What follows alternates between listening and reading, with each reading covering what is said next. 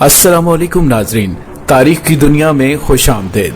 मुझे डॉक्टर अली कहते हैं और आज की वीडियो इंतहाई दिलचस्प और इंतहाई मालूमाती है, जिसमें हम आपको दिखाएंगे कि किस तरह से ऑटोमेटिक गन AK-47 यानी क्लाशनकोव काम करती है और इससे मुतल्लिक दीगर अहम दिलचस्प बातें भी आज की वीडियो में हम आपको बताने वाले हैं। वीडियो की तफसील में जाने से पहले हमारे चैनल को सब्सक्राइब कर लीजिए और बेल आइकन को जरूर दबा दीजिएगा ताकि हमारी आने वाली वीडियोस सबसे पहले आप तक पहुंच सकें। और कमेंट सेक्शन में पाक फौज जिंदाबाद का नारा कमेंट जरूर कीजिएगा। नाज़रीन, मुतअद्दिद मुमालिक अपने मुल्क के दिफा को मौसर बनाने के लिए हथियारों की जदीद तरीन टेक्नोलॉजी बना रहे हैं और उसे इस्तेमाल कर रहे हैं, लेकिन एक इंतहाई पुरानी गन AK-47 जब से बनी है तब से लेकर आज तक उसके मुकाबले की कोई गन नहीं बन सकी। नाज़रीन, आखिर AK-47 गन के आज के इस दौर में मकबूल होने की आखिर क्या क्या वजूहात हैं, तो आइए आपको बताते हैं। नाज़रीन, दौर हाजिर में इंतहाई जदीद तरीन और तबाहकुन हथियार बनाए जा रहे हैं, लेकिन इस गन को आज भी खास अहमियत हासिल है। दहशतगर्द जिनके पास फंड्स की कमी नहीं होती वो भी इस गन को ही इस्तेमाल करते हैं। आइए आपको बताते हैं कि इसका नाम AK-47 क्यों है। A का मतलब ऑटोमेटिक और K का मतलब क्लाशनकोव है, जबकि 47 इसलिए कहा जाता है क्योंकि इस गन को 1947 में बनाया गया था। अगर इसकी खुसूसियात की बात की जाए तो उसके ट्रैगर को एक बार दबाने से 10 गोलियां निकलती हैं, लेकिन ये काम तो सैकड़ों दीगर गन्स भी कर सकती हैं। लेकिन AK-47 गन क्यों मकबूल है? नाज़रीन, क्लाशनकोव एक रूसी साइंसदान था। उन्होंने 1947 में इस बात का ध्यान रखते हुए AK-47 को बनाया कि सर्दी के मौसम में बंदूक के चैम्बर में नमी सी पैदा हो जाती है, जिसकी वजह से या तो गोलियां ठीक से फायर नहीं हो पाती या ठीक निशाने पर नहीं लगती। रूसी साइंसदान ने इस गन को बनाते हुए इस तरह के मटेरियल को इस्तेमाल किया कि इसका चैम्बर सर्दी और गर्मी के मौसम में नमी से महफूज रहता है और मुड़ता नहीं। दूसरा यह कि इस गन को मुख्तलिफ हिस्सों में तकसीम करना और फिर उसको जोड़ना इंतहाई आसान है, इसीलिए आज भी ये गन दुनिया में काफी ज्यादा मकबूल है। AK-47 आमतौर पर मशरकी ब्लॉक के ममालिक में इस्तेमाल होती है। इस दुनिया में सबसे ज्यादा इस्तेमाल होने वाली बंदूक है और आमतौर पर गरीब अफवाज के ज़ेरे इस्तेमाल है। नाज़रीन, AK-47 बुनियादी तौर पर मशीन गन की खुसूसियात के साथ बनाई गई है। इसमें क्या क्या खुसूसियात हैं आइए दिखाते हैं आपको। नाज़रीन, AK-47 की 1 करोड़ से ज्यादा राइफल्स अभी तक बनाई जा चुकी हैं और अभी हम आपको दिखाने जा रहे हैं कि AK-47 काम कैसे करती है। AK-47 की स्टैंडर्ड मैगजीन में 30 राउंड्स आ सकते हैं और ये कर्व शेप की होती है ताकि कारतूस आसानी से बैरल में जा सकें। शूटर फ्रंट और रियर साइड की मदद से निशाना लगाता है। AK-47 और AKM की मैक्सिमम इफेक्टिव रेंज लगभग 400 मीटर होती है। पहली बार फायर करने के लिए ऑपरेटर एक लोडेड मैगजीन को गन में लगाता है, फिर चार्जिंग हैंडल को पीछे खींचकर छोड़ देता है और फिर ट्रिगर दबाता है। इस सेफ्टी लीवर की मदद से शूटर गन को मुख्तलिफ मोड पर सेट कर सकता है। सबसे ऊपर राइफल सेफ मोड पर होती है।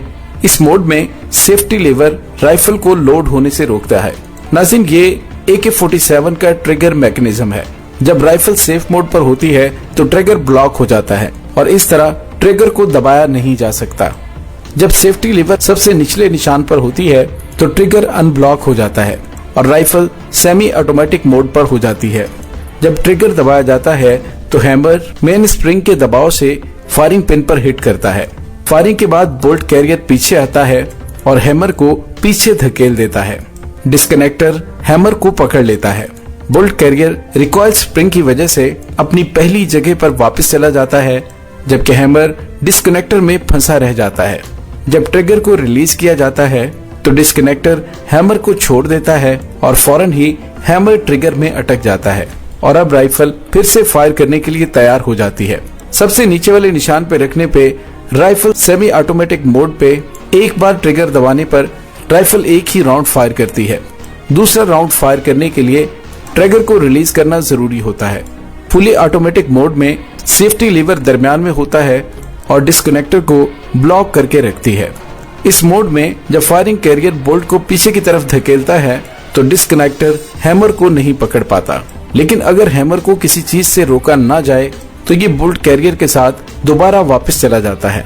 इसके लिए इसे रोकने के लिए ऑटो सीयर का इस्तेमाल किया जाता है। बुलेट कैरियर के वापस लौटते हुए ऑटो सीयर हैमर को रोक कर रखता है। वहीं बुलेट कैरियर वापस लौटने के दौरान ऑटो सीयर को हैमर से डिसएंगेज कर देता है और इसलिए हैमर ऑटोमेटिकली फायरिंग पिन पर हिट करता है।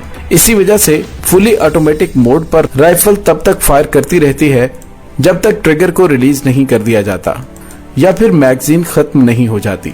अब आपको दिखाते हैं कारतूस को बैरल में कैसे लोड किया जाता है। जब बोल्ट कैरियर वापस आ रहा होता है, गोली जो कि बोल्ट कैरियर में रखी होती है मैगजीन में से एक कारतूस को बैरल में धकेल देता है। कारतूस का पिछला हिस्सा बोल्ट में लगे एक्सट्रैक्टर में फंस जाता है। कारतूस लोड करने के बाद बोल्ट घूम जाता है ताकि उस पर बने हुए लॉकिंग लग्स की मदद से इसे लॉक किया जा सके। अब बोल्ट पीछे की जानिब नहीं जा सकती और फायरिंग के दौरान अपनी पोजीशन पर मजबूती से जमा रहता है। बोल्ट को बोल्ट कैरियर के अंदरूनी हिस्से में बने कैम गाइड की मदद से घुमाया जाता है। बोल्ट कैरियर के आगे जाने पर बोल्ट लॉक हो जाती है और वापस पीछे आने पर अनलॉक हो जाती है। अब गन फायर करने के लिए तैयार है। ट्रिगर दबाने पर हैमर फायरिंग पिन पर हिट करता है जो कि बोल्ट के अंदर रखी होती है और इसके नतीजे में फायर पिन बोल्ट के प्राइमर पर हिट करती है। प्राइमर में इम्पैक्ट सेंसिटिव एक्सप्लोजन होता है जो कि झटका लगने पर आग पकड़ लेता है और इसकी वजह से कारतूस में रखे हुए गन पाउडर को आग लग जाती है और बुलेट के पीछे की जगह बहुत सारी हाई प्रेशर गर्म गैसों से भर जाती है। चूंकि इन गैसों के पास बाहर निकलने का कोई रास्ता नहीं होता, ये गैसेस बुलेट को बहुत फोर्स के साथ पीछे से धकेलती हैं, जिसकी वजह से गोली इंतहाई स्पीड के साथ बैरल से बाहर निकलती है। यहाँ एक्सपेंड होती हुई गैसें गैस पिस्टन को पीछे की जानिब धकेल देती हैं। इसी वजह से इस तरह की लोडिंग को गैस ऑपरेटेड रीलोडिंग कहते हैं। बोल्ट कैरियर गैस पिस्टन से जुड़े होने की वजह से गैस पिस्टन के साथ पीछे चला जाता है। पीछे जाते वक्त कैम गाइड बोल्ट को घुमा देता है जिससे ये अनलॉक हो जाता है। अब बोल्ट कैरियर के साथ पीछे जा सकती है और इस तरह से बुलेट का खोखा एक्सट्रैक्टर की मदद से पीछे आता है और इजेक्टर इसे बाहर निकाल देता है। पीछे जाते हुए बोल्ट कैरियर हैमर को पीछे धकेलता है और वापस आते हुए बैरल में अगला राउंड लोड कर देता है और इस सारे अमल की वजह से राइफल अगला राउंड फायर करने के लिए तैयार हो जाती है। नाज़रीन, AK-47 को 7 दहाइयों के बाद भी इसीलिए इस्तेमाल में रखा गया है कि ये दीगर राइफल से बहुत ज्यादा मुख्तलिफ है। AK-47 बुनियादी तौर पर मशीन गन की खुसूसियात के साथ बनाई गई है। इसमें ये खासियत है कि ये एक एक करके और इकट्ठे भी मशीन गन की तरह गोलियां चला सकती है। अमेरिका ने इसके मुकाबले में M16 बंदूक बनाई। वियतनाम की जंग में इन दोनों का ही मुकाबला हुआ था, लेकिन AK-47 उस पर बर्तरी ले गए। नाज़रीन, कैसी लगी आपको हमारी आज की वीडियो? कमेंट सेक्शन में अपने ख्यालात का इजहार जरूर कीजिएगा और पाक फौज जिंदाबाद का नारा कमेंट जरूर कर दीजिए। इसके साथ ही डॉक्टर अली को इजाजत दीजिए। पाक फौज जिंदाबाद, पाकिस्तान पाइंदाबाद, पाकिस्तान के गुमनाम हीरोज को सलाम, अल्लाह वारिस।